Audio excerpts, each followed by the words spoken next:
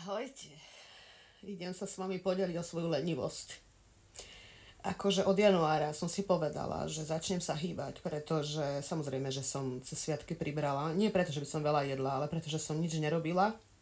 Bola som zvyknutá sa veľmi veľa hýbať. No a ako sa tak na seba pozerám, tak asi som stratila dosť veľa svalovej hmoty a vôbec sa mi to nepáči.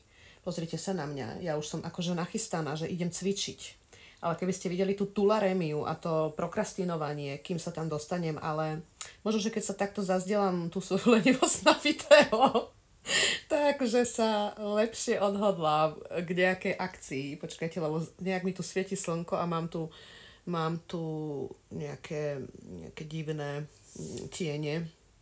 Tak je to dosť ťažké inak natáčať bez osvetlenia štúdia, ale tu behám po celej spálni, len aby som mohla nejak kultúrne natočiť niečo.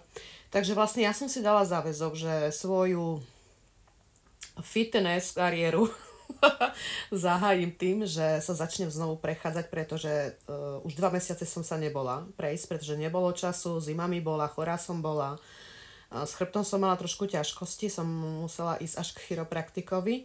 No a teraz vlastne som si dala záväzok, že začnem teda s krátkými prechádzkami, 2 kilometrovými, pretože predtým som ich robila 10 až 15 kilometrové, ale to teraz nedám.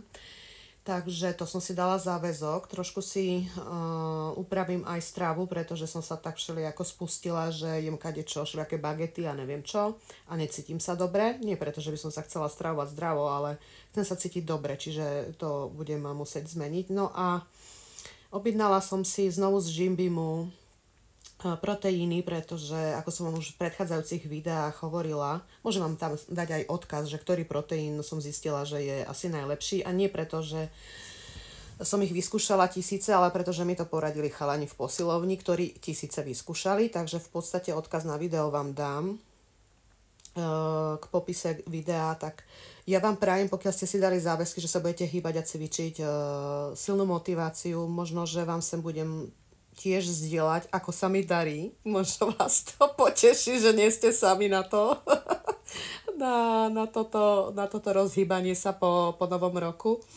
A myslím si, že budem končiť, aby to video nebolo zbytočne dlhé, lebo to vás ani nebude baviť pozerať. Tak, krásny deň, ahojte.